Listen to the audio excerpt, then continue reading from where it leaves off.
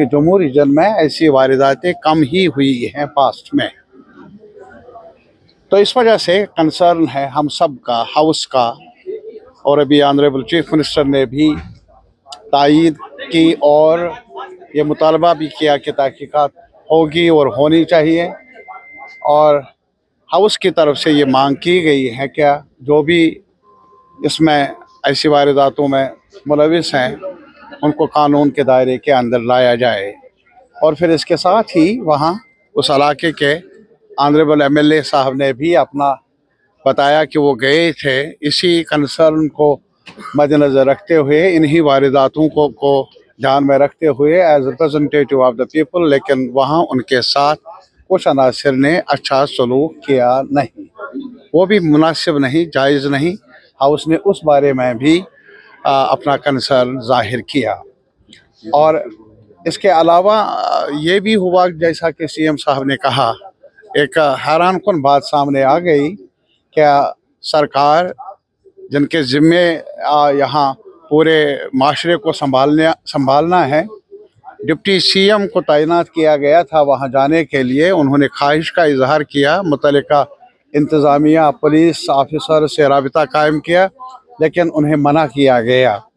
और जबकि और लोगों को, नाम मैं नहीं लूँगा, उनको इजाज़त मिली। अच्छा हुआ, इजाज़त मिलना जाना चाहिए हम हर एक को, लेकिन ये भी अजीब है कि डिप्टी सीएम को रोक लगाना ये हद दर्जा अफसोसनाक है। और मेरे ख्याल में ये एक बहुत ही नाजुक मसला है जिसकी तह में जाने की ज़रूरत है। हम आतंकी एस्पेक्ट भी इसको हम नजर करते हैं, आतंकी एस्पेक्ट भी हो सकता है, टेररिस्ट। हु सेज क्या नहीं होगा, ये आतंक इटसेल्फ है। 3 अनआर्म्ड लोगों को कत्ल किया गया, वो आतंक नहीं और क्या है। लेकिन इसकी तह में जाओ ना, बार बार ये कहा जाता है कि अब अमन कायम हुआ, तो ये वारदातें क्यों होती है? तो तब जाकर ही इसका महज ये मीटिंगें करने से मसले हल हुए नहीं आज तक, बल्कि एक साइंटिफिक एनालिसिस होना चाहिए, ऑब्जेक्टिव जायज़ा लिया जाना चाहिए। आखिर वजह क्या है कि ऐसी वारदातें बार बार हो रही हैं, और ये भी वजह ढूंढनी चाहिए कि हमारी इनकैपेसिटी कहाँ है, कमियां कहाँ हैं, जो ऐसी वारदातों पर काबू पाने में आज तक कामयाब नहीं रहे।